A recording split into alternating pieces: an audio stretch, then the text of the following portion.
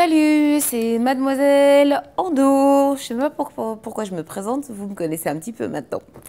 Bon, aujourd'hui j'ai envie de vous parler de quelque chose qui me tient à cœur, quelque chose qui m'a beaucoup aidé, continue de m'aider et je pense continuera de m'aider encore pendant longtemps.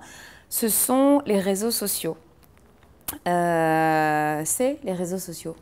Euh, je voudrais en parler parce que très souvent, il y a pas mal de petites polémiques sur les sites internet, sur Facebook, sur les forums, parmi les endo-sisters, les endo-girls, etc. Il y a souvent des filles qui se font exclure de certains groupes. Il y a des groupes où il y a des chartes bien précises qu'il faut respecter, etc., etc. Et donc, en inbox, j'ai discuté pas mal avec certaines filles et on me demandait souvent mon avis. Et je pense que le but premier de ces groupes de parole, parce que j'appelle ça des groupes de parole, même si c'est pas physique, on n'est pas assis comme aux alcooliques anonymes, en tout cas c'est des endroits où on peut échanger, donc pour moi c'est un groupe de parole. Le but premier de ce groupe de parole, c'est de permettre un échange, un dialogue, une communication, c'est de permettre à l'information de circuler. Et je pense que quand on a une endométriose, quand on est diagnostiqué, ce qu'on cherche en premier, on va dans Google, on tape endométriose. Et après, on va dans Facebook, on tape endométriose. On va sur YouTube, on tape endométriose. Et là, on tombe sur des forums, sur des chaînes, voilà. Ensuite, donc ça, c'est pour celles qui viennent d'être diagnostiquées. Ensuite, il y a celles qui ont envie de partager leur expérience personnelle parce qu'elles n'ont pas été diagnostiquées suffisamment tôt, parce qu'on leur a enlevé l'utérus, parce qu'elles ont eu 1 milliard d'interventions chirurgicales et que justement leur démarche, c'est d'informer pour éviter aux autres filles de vivre le même calvaire, ou en tout cas de les prévenir, de les informer. Donc en général, à l'origine des forums, des groupes sur Internet, on trouve des filles qui sont directement concernées par la maladie et qui pour le coup, ont bien dégusté. Et je suis très émue quand je dis ça parce que c'est vrai que chaque endométriose est différente, chaque fille est différente, chaque ressenti est différent. Mais ce qui est sûr, c'est que ce qui nous rassemble, c'est la souffrance, c'est la douleur, c'est l'infertilité, c'est l'incompréhension de l'entourage, c'est ce combat qu'on mène. Et donc, je peux comprendre qu'on puisse ne pas comprendre qu'il y ait une charte à respecter, qu'on ne puisse pas poster des liens n'importe comment. C'est vrai que c'est spontané, c'est-à-dire qu'on va sur Internet, on est sur des sites, on cherche toute la journée, et puis on dit tiens, voilà, 5 astuces pour éviter d'avoir des crampes, 5 aliments qui sont anti-inflammatoires, le dernier truc pour soigner l'endométriose, et automatiquement on fait copier-coller et on partage. Et puis, évidemment, les admins, après, disent oui, bon, ben, s'il vous plaît, encore une fois, on vous rappelle qu'on est un groupe et que donc on est une association, on a une responsabilité morale et parfois même juridique. Donc, voilà, s'il y a un souci, nous, on risque d'avoir des problèmes. Donc, s'il vous plaît, merci de ne pas poster des liens sans avoir au préalable demandé l'autorisation des admins. Et donc forcément, souvent, il y a des filles qui se font exclure de forums ou de groupes parce qu'elles ont posté sans demander et elles ne comprennent pas. Elles disent « ouais, mais j'ai juste voulu partager une information, j'ai juste voulu dire « tiens, voilà, regardez ce que j'ai trouvé ». Mais je pense qu'il faut faire preuve de compréhension. C'est pas évident d'être admin. Moi, je vois avec ma page, mes 2-3 pages Facebook que j'ai et mes 2 chaînes YouTube que j'ai, sans compter la chaîne YouTube de Juliette Bas, journaliste. Je gère des gens qui me disent merde, va te faire voir, ou des gens qui me disent oh, j'adore ce que tu fais, ou des gens qui me posent des questions. Et je me dois de faire attention à ce que je réponds. Je ne peux pas répondre n'importe quoi. Sur la go du bled, où on me demande ce que je pense du divorce, ce que je pense du mariage, ce que je pense de la polygamie, ce que je pense de voilà, je viens d'avoir mon bac, je vais être journaliste comme toi, qu'est-ce que tu me conseilles? Je ne peux pas répondre n'importe quoi. Donc je me mets à la place des admins. Quand vous avez un groupe où il y a 2000, 3000, 4000 membres, vous vous imaginez si les 4000 membres se mettent à poster 4000 liens tous les jours, le bordel que ça va être? Donc moi, je demande juste de faire preuve de compréhension. C'est pas évident. C'est du bénévolat. Ces filles-là, elles ont créé des groupes de parole, des sites internet, des forums, des pages Facebook. elles ne sont pas payées pour, elles ne sont pas rémunérées et elles ont, en plus de ce rôle d'admin, à gérer leur vie privée, leur vie de maman, leur vie d'épouse, leur vie professionnelle. Donc je pense qu'il faudrait faire preuve d'un petit peu plus de tolérance envers les admins parce que ce n'est pas un job facile.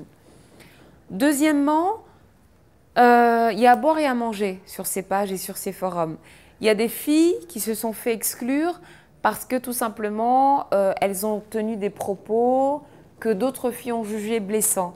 Des propos qui pouvaient paraître irrespectueux par rapport à la maladie. C'est-à-dire des filles qui disaient « Oh là là, vous faites un caca, vous faites une montagne d'une taupinière, moi j'ai de l'endo, c'est bon, j'en meurs pas, arrêtez de vous plaindre, etc. » Et je trouve que même si on a la chance de vivre son endo de façon plutôt cool, parce qu'elle n'est pas sévère, ou simplement on peut avoir une endo sévère, mais les foyers ne sont pas situés sur des zones très innervées, donc on n'a pas trop de douleur, on ne souffre pas beaucoup, c'est pas pour ça. C'est pas pour autant qu'il y a des filles qui ne souffrent pas. Donc c'est pas parce que toi tu ne souffres pas de ton endo, même si elle est sévère, que les filles ne souffrent pas, que d'autres filles ne souffrent pas. Donc je pense qu'il faut avoir de la considération pour tout le monde. Tu ne souffres pas, comme on dit chez moi, alhamdoulilah, grâce à Dieu. Ok, c'est cool. C'est pas le cas de tout le monde. Donc je pense qu'il faut avoir du respect pour la souffrance et la douleur des autres. Et je trouve dommage qu'il y ait des guéguerres comme ça entre forums, entre pages Facebook, entre groupes, des exclusions, des ouais, elle m'a dit, elle est machin, elle se prend pour qui. On est des adultes. On est des adultes. Et je pense que si on se met un tout petit peu à la place de l'autre, on peut faire preuve de compréhension. Maintenant, j'ai eu une personne dont je ne citerai pas le nom, qui m'a dit, voilà, moi je suis une endo girl, mais j'ai réussi à avoir des enfants. Et du coup, je suis un peu mal à l'aise parce que quand je viens dans un groupe, que je me plains, que je dis que j'ai mal, que j'ai des douleurs, je limite si on ne me dit pas ouais, c'est bon, tu devrais t'estimer heureuse parce que toi au moins tu as des gamins. Il y a d'autres groupes où voilà, on est plutôt penché sur tout ce qui est naturel, médecine douce, donc la nutrition, la diététique, l'hygiène alimentaire. Ce que ne va pas forcément comprendre une fille qui est sous ménopause artificielle avec du décapeptyle, qui prend des cachets et qui se dit voilà, il n'y a que la formule chimique qui me réussit. De l'autre côté, les filles qui sont dans le naturel vont plutôt essayer de prendre des tisanes, des plantes, de l'aromathérapie, des massages, du yoga, de la respiration. Je pense qu'il faut respecter la démarche de chacune. On est toutes différentes, on a la même maladie, mais on a une approche qui est différente. Il y en a qui ont pris des cachets pendant des années, qui ont le sentiment d'avoir leur foie bousillé, leur intestin bousillé, qui ont envie d'essayer des médecines alternatives. Il y en a qui ont des endométrioses tellement invalidantes, qui ont des poches, qui se sont fait opérer 14 000 fois, qui souffrent tellement que si tu leur parles de yoga, de méditation ou de basilic et de Gualtéry couché, elles vont te dire « va te faire foutre ». Donc, je pense aussi, effectivement, que quand tu es une endo-sister, mais que tu as eu la chance d'être maman, un groupe où il n'y a que des endo-girls dont l'unique rêve, c'est d'être maman, ce n'est pas forcément ta place, parce qu'on ne va pas forcément te faire de la place. Donc, à mon avis, il faut comprendre, il faut faire preuve de beaucoup de compréhension, de beaucoup de compassion, et il faut se mettre à la place de l'autre. Si on ne se met pas à la place de l'autre, on ne va jamais y arriver, les filles. On ne va jamais y arriver. On n'est pas des rivales. Mon endo, ma souffrance, EndoMind, EndoFrance. Moi, c'est des groupes que je suis depuis la nuit des temps. EndoFrance, ça a été le premier forum où je me suis connectée. Je pense que je venais à peine d'être diagnostiquée. Je venais de subir ma première célio. Et la flopée de témoignages qu'il y avait sur ce site-là m'a aidé à comprendre ma maladie, m'a aidé à m'attendre à ce que j'allais vivre après. Donc, peu importe si on est en dos, je sais pas quoi, c'est pas ça qui est important. Ce qui est important, c'est qu'on puisse échanger. Ce qui est important, c'est que quand à 2 h du matin, tu te retrouves aux urgences, tu sais qu'il y a un des groupes auxquels tu appartiens où tu vas poster un message, il y aura toujours une endo-sister qui va te répondre. Et c'est ça qui compte. D'accord? Maintenant, quand les admins disent « tu postes pas un lien sans avoir au préalable demandé », prends le lien, mets-le en inbox, dis « voilà, est-ce que je peux poster le lien ?» Moi, j'ai une page YouTube, une chaîne YouTube qui s'appelle Mademoiselle Endo. Ok, c'est pas pour autant que je poste automatiquement mes vidéos. Il y a certains groupes où je sais que je peux poster mes vidéos sans problème.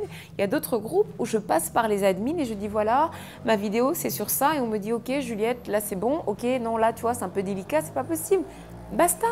En attendant, j'ai ma page Facebook Mademoiselle Ando où je poste mes vidéos et j'ai ma chaîne YouTube Mademoiselle Ando où je poste mes vidéos et j'ai besoin de l'autorisation de personne.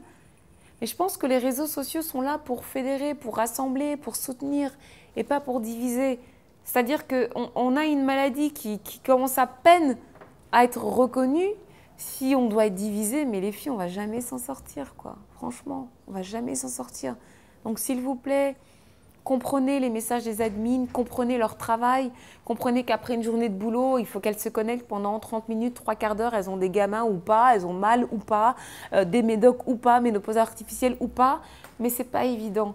Et si tu es une endosister et que tu ne souffres pas, bah, comprends qu'il y ait d'autres filles qui puissent souffrir. Et si être sur un groupe où tout le monde vient raconter ses douleurs, ses kystes, ses saignements, ça te parle pas, ça t'emmerde, bah va sur un groupe où bon, c'est différent, c'est tout. Voilà. Donc je voulais vous dire, en tout cas aux admins d'Endomind, de Mon Endo Ma Souffrance, de Endonutri, de Endogirl, tous ces groupes-là qui n'ont pas des marraines, je voulais vous dire big up les filles parce que je sais que vous faites un travail qui est considérable. Et pour toutes celles qui sont dans l'ombre, moi je sais que j'ai été en communication avec pas mal de filles qui m'ont dit ouais pour l'instant je suis pas prête à parler de ma maladie et je les ai orientées vers ces groupes-là. Et aujourd'hui elles me disent merci, tu vois, au début j'osais pas, maintenant je participe, maintenant j'arrive à dire que j'ai eu une hystérectomie, j'arrive à dire que j'ai une poche, j'arrive à en discuter, je pose des questions et j'ai des filles qui me répondent. Donc s'il vous plaît les filles, faites preuve de solidarité. Les réseaux sociaux, pour l'instant, c'est tout ce qu'on a pour faire parler de la maladie. Celles qui arrivent à avoir une chaîne YouTube, je vous assure, aux États-Unis, les Américaines, il y en a 20 000 des chaînes YouTube sur l'endométriose. Oh, you know what? When I go to my OB-GYN, she said that. Elle parle parce que voilà, c'est une autre façon de voir les choses. Pourquoi j'ai fait Mademoiselle Endo? Parce que je me suis rendu compte en tapant sur YouTube qu'il n'y avait pas beaucoup de filles qui parlaient à visage découvert de l'endométriose. Il y en a beaucoup qui mettent des messages, qui mettent des photos, qui mettent des textes, mais il y en a très peu qui parlent en disant voilà, je saigne, j'ai des douleurs quand j'ai des rapports, j'ai des problèmes de kyste, je suis sous ménopause artificielle, j'ai envie d'avoir un enfant, je ne sais pas si j'en aurai. Et donc voilà, c'est ce qui m'a donné envie de communiquer. Avec de l'humour certes, mais communiquer.